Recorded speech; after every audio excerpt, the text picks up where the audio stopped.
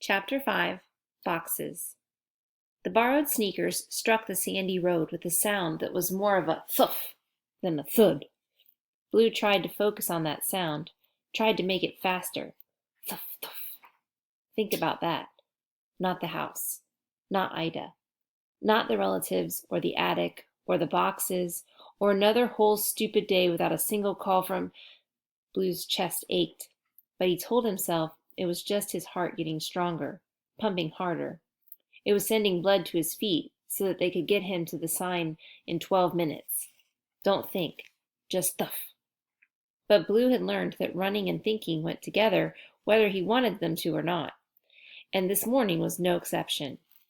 He couldn't stop worrying about why his dad hadn't called, about whether or not he hated Mom Myrtle a little bit for putting them through all of this. Only a horrible person would feel that way, he was sure. Ida wasn't angry with her great-grandmother. She said that Mom Myrtle had just found out she was going to die. She said of course a dying mischief-maker would try to distract herself with a little mayhem. She said it was awfully lucky that Blue had come along when he did to help out. Blue wished Ida would stop saying things. He wanted to feel happy about promising to help his cousins win the new fate for Granny Eve, or at least he wanted to feel noble and selfless. Instead, he felt that old familiar dread. The knowledge that he'd lost before he'd even begun weighed Blue down until it was so heavy he couldn't keep running with it. He slowed to a jog, then to a stomp. Blue stomped down his usual route, glaring at everything around him. Trees, ditches, the little gray house with no curtains that was the only other building on the road. An RV, gleaming red and as huge as a fire engine, was parked outside. The RV was new. Blue glared at it, too. Feeling suddenly ridiculous, Blue stopped glaring and took a swipe at the gnats that were swarming around his face. He caught a whiff of his cast and grimaced. He'd been sweating in it on his runs, and it had passed gross a while ago. It was actually a bad dream about Devon breaking his arm that had woken Blue up early that morning. He couldn't go back to sleep, so he'd sat there staring at the stack of boxes, wondering what was in them. He shouldn't have opened them. He'd thought they'd be stuffed full of holiday ornaments, old photos, and clothes that didn't fit anyone. Wasn't that what people kept in attics? Not Blue's family. He'd opened 4 of them before he'd given up and run away. They were all filled with awards. Blue had found a plaque that said, "First Place District Science Fair," a beauty pageant trophy for young Miss Brilliant Smile. He'd found medals, ribbons, certificates. There were magazines with Montgomery's on the cover and shiny golden cups with their names engraved on the bases. The boxes, all of them, were filled with words like grand prize and top place, champion, victor, winner. In most families, those things would have been kept on a high shelf, or they would have been tucked away behind glass. But in the Montgomery house, they were relegated to the attic, with its single dim light bulb and its bare wooden floor. They had been left up there, abandoned, with the dust and the spiders and Blue. The attic wasn't a trophy case. It was where you put things you didn't care to think about often. If Blue had ever won a medal for anything, he would have kept it somewhere safe. It would have been so special, proof that for at least one shining moment he hadn't come in last. But maybe, he thought, it was different when you were used to winning.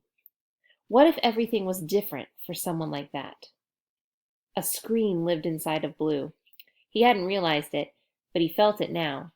Maybe it had been there since his dad left, or since that first day when he didn't call. Or maybe Blue had been born with it, like his fate, and it had been growing with him all this time, a poisonous vine that had been fertilized too much recently. Then, from Blue's back pocket, an angry siren sounded. It was his cell phone alarm, the impossible 12-minute timer. Blue let the scream out. Chapter 6 Tumble Blue didn't go all the way to the sign that morning. He turned around and trudged back towards his attic instead. He was watching Howard's sneakers scuff the sand, finally not thinking after that scream, when a voice, panting and excited, said, I'm here to help, and help is here. Blue almost leaped out of his shoes. He had gotten used to being the only one on the road.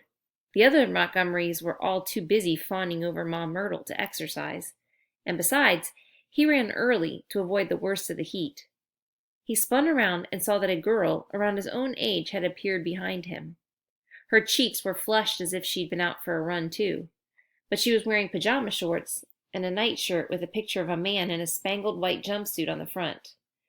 Maximal Star, the shirt said in glitter letters. Believe in bravery. Are you having heart trouble? The girl asked. Her brown eyes were wide. Abdominal pain? What? No, said Blue. Where'd you come from? The girl's short brown hair stuck up in the back like she hadn't had time to brush it. Shin splints? She said. A stitch in your side? She waved a white plastic case at him, and Blue realized it was a first aid kit.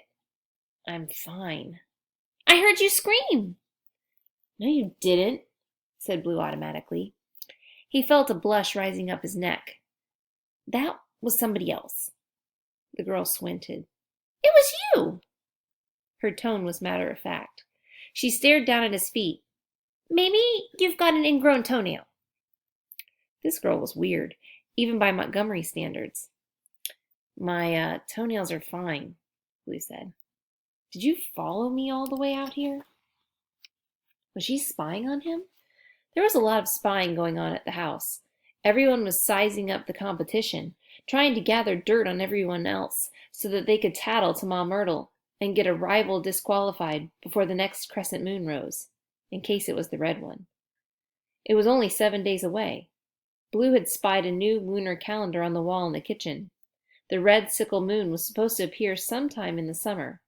Nobody knew exactly when, thanks to Ma Myrtle. The relatives seemed to think that the end of May might be summery enough to count. You shouldn't waste your time with me, he said to the girl. I'm Blue. He assumed she must be a new arrival, since he hadn't seen her around the house before. She probably thought he was some super powerful Montgomery, worthy of espionage. But the girl only lowered her first aid kit and said sympathetically, Everyone feels like that sometimes. Do you want to talk about it? It took Blue a minute to get it, even though dumb jokes about his name had always been the norm at school. No, he said. I'm not sad. I'm Blue, Alan's son. That should do it. His dad wasn't the most famous Montgomery, but he was high on the list. Everyone knew Fast Alan, the racing star. The girl only blinked. Then she beamed. Oh, Blue! That's a great name. I call myself Tumble. Are you a Maximal Star fan too? I've got 4 copies of How to Hero every day. No, Blue said.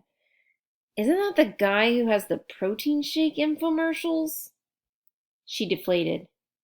He's so much more than that. I guess you're not a hero in training then? A what? I'm Blue. You know, the one who loses. What did you lose? She looked at the ground as if she expected to find a contact lens he'd dropped. Blue had thought this Tumble girl would have heard about his curse. It was one of the more memorable ones after all. No, I didn't lose a thing. I just lose. Her eyebrows pulled together and she pursed her lips. Like games and sports, that's my curse. Your curse? She said.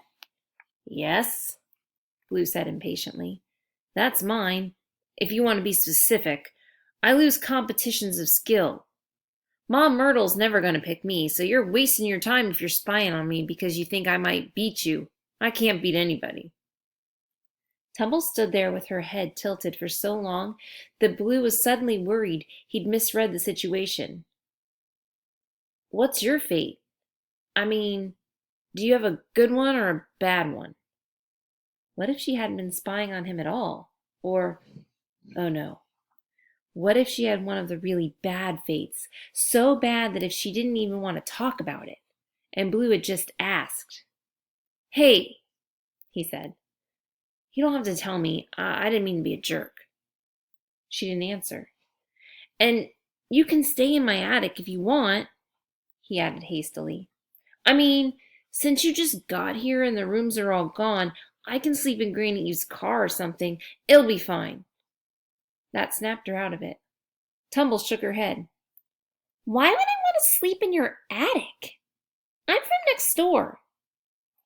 Blue's brain sputtered as he realized his mistake. The pajamas, him screaming, right in front of the gray house. This girl was, I mean, I don't like my new room much, so maybe your attic would be better, but I've always got the RV and you're not a Montgomery. I'm Tumble Wilson, Tumble said, reaching out for a handshake. Nice to meet you. Blue grasped her hand with fingers that felt so clumsy he might as well have been wearing mittens. You're normal, he said weakly.